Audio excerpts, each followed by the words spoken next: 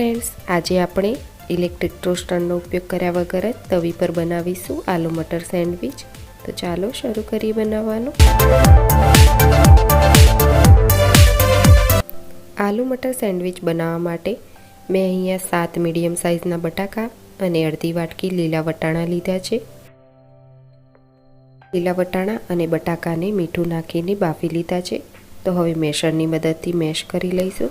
આ બટાકા વટાણાના મિશ્રણમાંથી લગભગ 8 થી 10 સેન્ડવિચ બનીને તૈયાર થશે. 2 ડુંગળીને મેં ઝીણી સમારી લીધી છે. 2 લીલા મરચાંને પણ ઝીણા સમારી લીધા છે અને ગાજરને પણ મેં ઝીણું સમારી લીધું છે.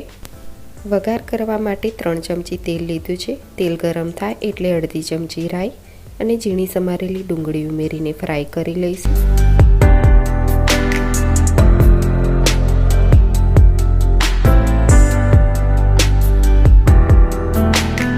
ડુંગળી બરાબર ફ્રાય થઈ ગઈ છે. તો હવે ઝીણા સમારેલા મરચાં અને ઝીણું સમારેલું ગાજર ઉમેરીને 1 મિનિટ માટે ફ્રાય કરી લઈશું. હવે ડુંગળી અને ગાજરના ભાગનું મીઠું ઉમેરી દઈશું અને મેશ કરેલા વટાણા બટાકા પણ ઉમેરીને બરાબર મિક્સ કરી લેવાના છે. ગેસની ફ્લેમ લો કરી દઈશું.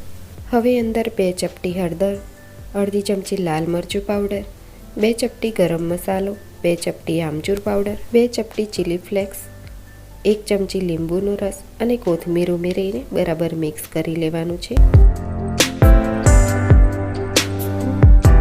સેન્ડવિચ બનાવવાનું મિશ્રણ રેડી છે. તો એક બાઉલમાં ટ્રાન્સફર કરી લઈશું. મેં અહીંયા સેન્ડવિચ બનાવવા માટે કિનારી વગરની બ્રેડ લીધી છે. તમે કિનારીવાળી પણ લઈ શકો છો. હવે બંને બ્રેડ ઉપર ગ્રીન ચટણી સ્પ્રેડ કરી લેવાની છે. ગ્રીન ચટણી કેવી રીતે બનાવવી તેની લિંક મેં ડિસ્ક્રિપ્શન બોક્સમાં આપી દીધી છે.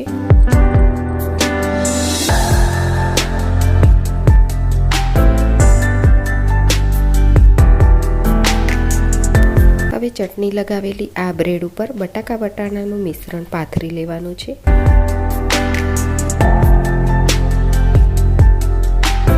હવે ચટણી લગાવેલી બીજી બ્રેડથી આ બ્રેડને કવર કરી લઈશું અને કટરની મદદથી કટ કરી લઈશું.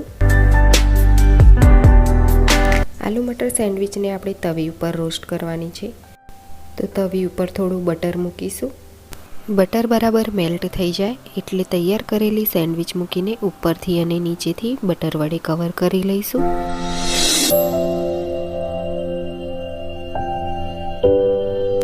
હવે થોડું બટર ઉમેરીને બીજી સેન્ડવિચને પણ આપણે બટર વડે કવર કરી લઈશું અને બંને સેન્ડવિચને ઉપરથી અને નીચેથી બરાબર રોસ્ટ કરી લેવાની છે. ગેસની ફ્લેમ લો રાખવાની છે.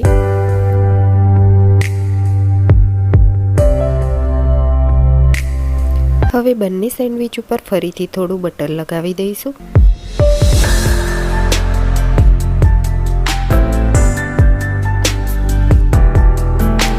બંને સેન્ડવિચ બરાબર રોસ્ટ થઈ ગઈ છે. તો તેને સર્વ કરી લઈશું.